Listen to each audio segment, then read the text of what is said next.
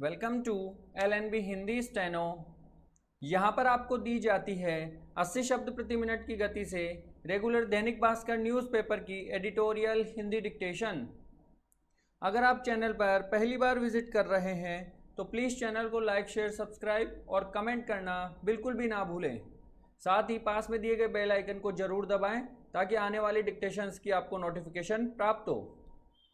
इस डिक्टेशन की अगर आप PDF प्रति डाउनलोड करना चाहते हैं तो नीचे दिए गए डिस्क्रिप्शन बॉक्स में टेलीग्राम लिंक पर जाकर आप डिक्टेशन डाउनलोड कर सकते हैं। तो चलिए शुरू करते हैं संपादकीय डिक्टेशन 80 शब्द प्रति मिनट की गति से। डिक्टेशन शुरू होगी कुछ सेकंड बाद।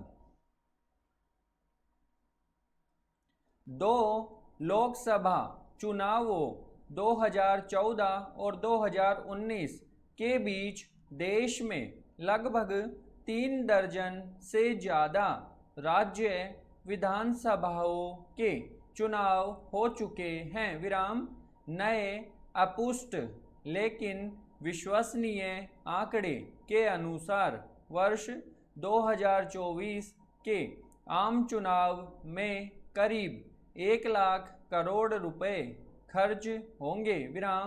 एक आम चुनाव में 25 लाख कर्मचारी, अधिकारी और लाखों अन्य पुलिस एवं पैरामिलिट्री फोर्सेस के लोग महीनों तक व्यस्त रहते हैं। प्रशासनिक तारतम्यता इतने लंबे वक्त तक टूट जाती है। फिर केंद्र राज्य में समन्वय की समस्या आती है। अगर एक साथ चुनाव होंगे तो यह सब कुछ बचेगा। यह भी मानना गलत है कि एक साथ चुनाव कराने से केंद्र में सत्तारूढ़ दल को फायदा मिलेगा। लॉ कमीशन का मानना है कि 7 चुनाव होने से मतदान का प्रतिशत बढ़ जाता है। संशय दूर करने के लिए ही कोविंद समिति देश भर में घूमेगी और लोगों की राय जानना चाहेगी। उधर विशेष सत्र में इस पर चर्चा संभव नहीं है क्योंकि समिति को अपनी रिपोर्ट देने में कम से कम कुछ माह लगेंगे। दूसरा संविधान के अनुच्छेद 83, 85, 172, 174 और 356 में संशोधन करना होगा। ऐसे संशोधनों के लिए दोनों सदनों में 2/3 बहुमत चाहिए जो फिलहाल सरकार के पास नहीं है। इसके अलावा अनुच्छेद 368 के तहत आधे से ज़्यादा राज्यों की सहमति भी चाहिए।